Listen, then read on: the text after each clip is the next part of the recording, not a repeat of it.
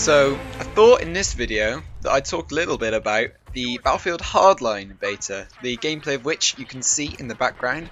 Now, obviously, this game was revealed by DICE and Visceral at E3 last Monday, so I'm a little bit late bringing you this, but I thought I'd bring you my impressions now I've had time to play it on PC and give you some of my initial impressions.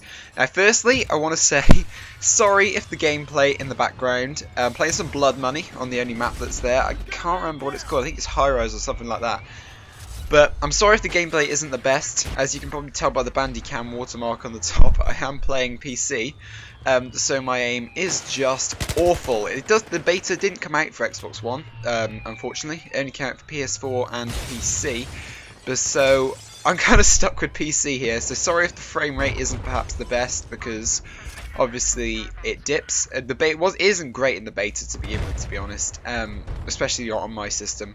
And it's just made worse by the fact that I'm recording. So please bear with. Aside from that, though, I want to say that I'm actually liking this game so far about Battlefield Hardline.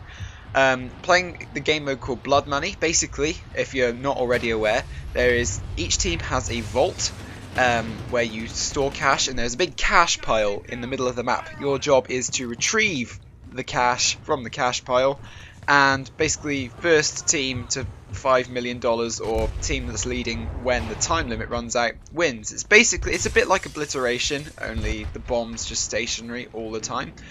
You can carry up to 500k at once, and I have to say it is very fast paced. It's a very infantry centric game mode, and I really do like it. I think it's a good game mode. You can see here my awful aim with a mouse. DICE and Visceral are really trying to focus on infantry combat with this Battlefield game, and you can tell by the way the maps are laid out. Like this map, I don't know why, it reminds me of like a cross between Siege of Shanghai and Flood Zone. I think it's just because of all the high-rise buildings and stuff like that. So you can see me here depositing the cash here before I get biffed by a riot shield. But yeah, the riot shields are actually they're OP actually. It takes 2 hits to take someone down with them, but they're completely bulletproof, unlike the ones with Dragon's Teeth. But you can definitely tell this map does remind me a lot of Flood Zone crossed with Siege of Shanghai. Maybe a bit of Dawnbreaker from Battlefield 4. You can see here as well the new clan feature. Basically, if you hold C when you're near a wall or surface, you can spray your emblem upon the surface, and I think that's a really cool addition. It's a nice little addition which I didn't actually know existed until I watched a video the other day showing and demonstrating it. As for the way the game plays though, I personally feel that at this current point in time it does feel a lot like Battlefield 4 in terms of your character movement, the way that the character holds his gun. I think the way he holds his gun, especially with the M16A3 here, he kind of holds it a bit like they do in Counter-Strike. Like he sort of has his arms sort of like, I don't know whether the camera's like more zoomed out so you can see more of the character's arms and stuff, or if he's just like holding it like a noob and holding it with his arms straight out. But who knows? What I love about the kill cam though is that they changed it so that it shows you where you get shot in the body. So you can see there I got killed, the shot that killed me landed in my character's leg, which I think that's a really good addition because it's just more information for you. It's more information to tell you about, and you can see here. Hell yeah, delicious donut spotted! Donut spotted! Donut spotted! Fuck, that donut looks amazing!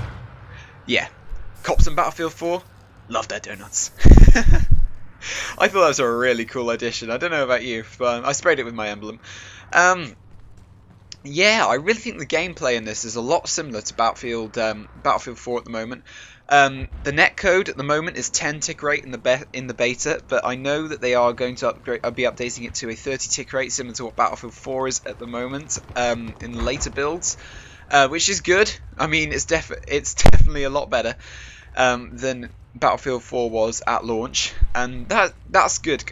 DICE and Visceral really with this game, they need to sort their act out with the workings of the Frostbite engine, such as the tick rate, the dying behind corners, the netcode, everything.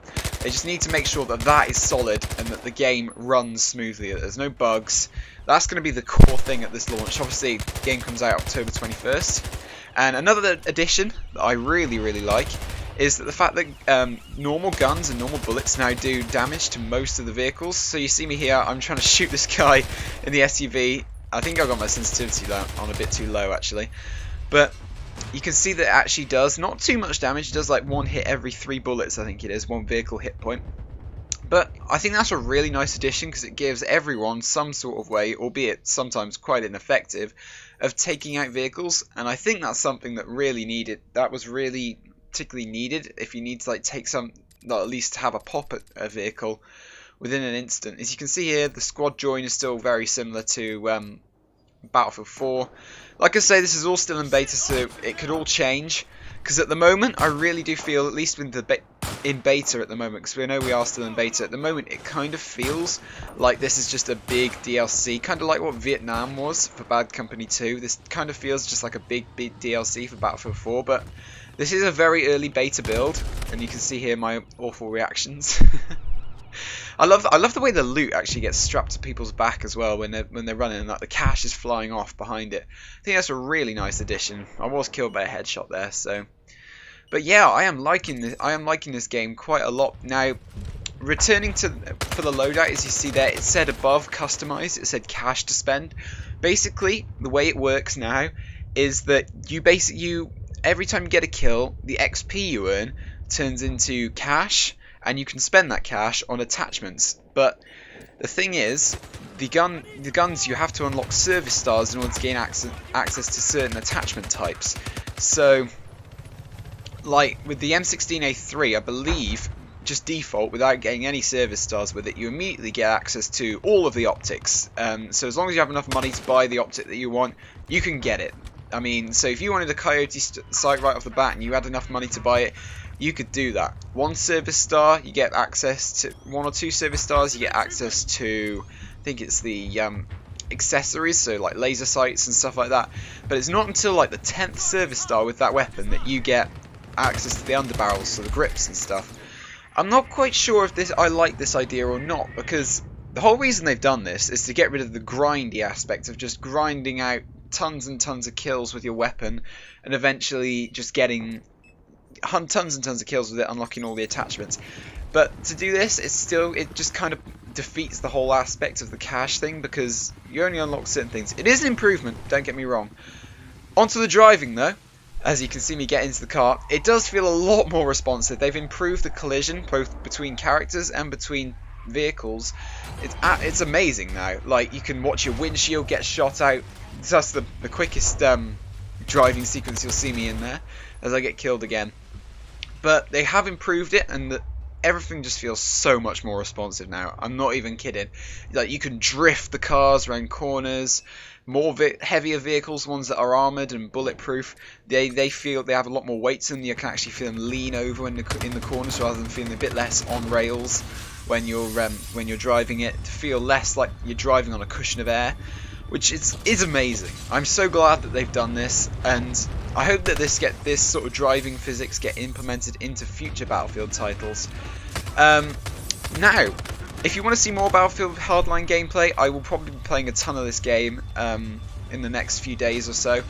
So, guys, let me know what you want to see, what you think of the game, what I think of the game, what I think perhaps needs improving. Because I remember this is still in beta, and at the moment I wouldn't say pre-order it. I certainly haven't pre-ordered it yet, but I know I will be if like stuff gets improved. But looks like we won this round. Guys, if you want to hear any more of my impressions and stuff, please do remember to leave it in the comments down below. It's always much appreciated. And I guess I will see you in the next video, which will probably be Kerbal Space Program, but I'm not sure. Peace, guys. Brad is signing off.